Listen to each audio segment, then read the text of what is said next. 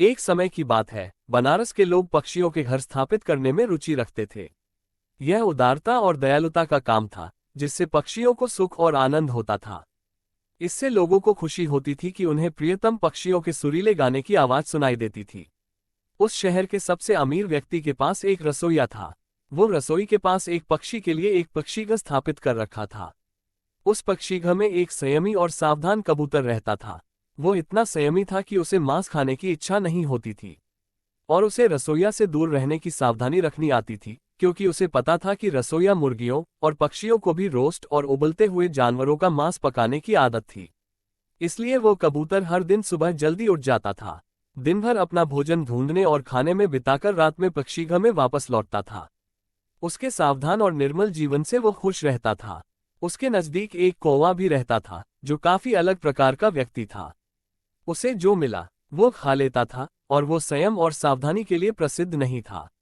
बजाय इसके वो अक्सर उत्साहित हो जाता था और खतरे को ध्यान में नहीं रखता था, और खुद संतुष्ट रहने के बजाय वो अक्सर मुश्किलों में पड़ जाता था। एक दिन कौवा ने महसूस किया कि धनी व्यक्ति के रसोई घर से आने वाले सुरम्य खाने की खुशबू उसे बहुत खींच रही थी। उस खुशबू के प्रभाव में आकर उसे वो खाना हर हाल में चाहिए था। इसलिए उसने सोचा कि उसे धनी व्यक्ति के रसोई घर से कुछ खाना चाहिए था, जो भी हो जाए। इसलिए उसने रसोई घर की जासूसी करना शुरू कर दी और खाना चुराने के तरीके की खोज करने लगा। जैसा कि हर दिन, उस दिन भी शाम आने पर कबूतर अपने रोजमर्रा के काम में लग गया। उसने कौवे को पूछा, हे मेरे दोस्त, तुम मेरे पीछे क्यों आ रहे हो? कौवा ने जवाब दिया, सर, मैं आपसे बहुत प्रेम करता हूं और मैं आपके शांतिपूर्ण और नियमित जीवन को सराहता हूं। अब से मैं आपकी सहायता करना चाहता हूं और आपसे सीखना चाहता हूं। उद्धरण चिन्ह डॉट। कबूतर ने कहा, मित्र कौवा, तुम्हारा जीवन भी मेरे जीवन से बहुत रोमांचकारी है। तुम मेरे पीछे क्यों आना चाहते हो, और तुम मेरे खाने का भी खाना नहीं खाते? फिर तुम मेरी कैसे सहायता कर सकते हो? कबूतर ने कहा, जब तुम हर दिन खाने के लिए जाओगे, हम अलग हो जाएंगे और मैं अपने खाने की तलाश करूंगा। शाम को हम फिर से साथ मिलेंगे। मिलकर हम एक दूसरे की मदद और सुरक्षा कर सकते हैं। कबूतर ने कहा, ठीक है, मुझे खुद जाने दो और कड़ी मेहनत करके खाने की तलाश करते जाओ। कबूतर ने अपने रोजमर्रा का काम किया और धनी व्यक्ति के रसोई घर की दिखावटी खुशबू की तरफ ध्यान दिया।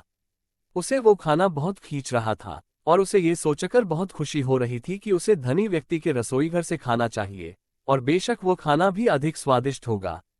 जब उसका पेट भर गया तो वो कबूतर के पास गया और कहा, सर कबूतर, तुम बहुत समय तक खाने की तलाश में लगे रहते हो। पूरे दिन इस तरह व्यर्थ खर्च करना बेकार है। चलो हम घर वापस चलते हैं। लेकिन कबूतर ने तब भी धीरे धीरे एक एक करके धान खाने का काम जारी रखा। उसे उस तरीके से खाना खाते देखकर खुश लग रहा था। दिन का अंत होने पर कबूतर ने रसोई घर की दुर्दशा देखी और बहुत आश्चर्यचकित हुआ। उसने कहा, स्वयं ने मेरी कोई सुनी नहीं।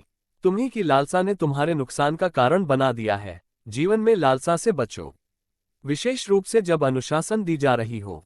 मेरी सलाह का ध्यान नहीं देने पर तुम्हारे लालसा ने तुम्हारे साथ बुरा किया है। मुझे बहुत दुख हो रहा है कि मैं तुम्हारी मदद नहीं कर सकता, और मुझे इस दुष्ट रसोइया के पास रहने का भी डर हो रहा है। मुझे तुरंत यहाँ से जाना होगा। तब ये सावधान कबूतर एक सुरक्षित पक्षीघर की तलाश में उड़ गया, और यह उखड़े और मसाला लगाए हुए कौवे का दर्शन किया गया।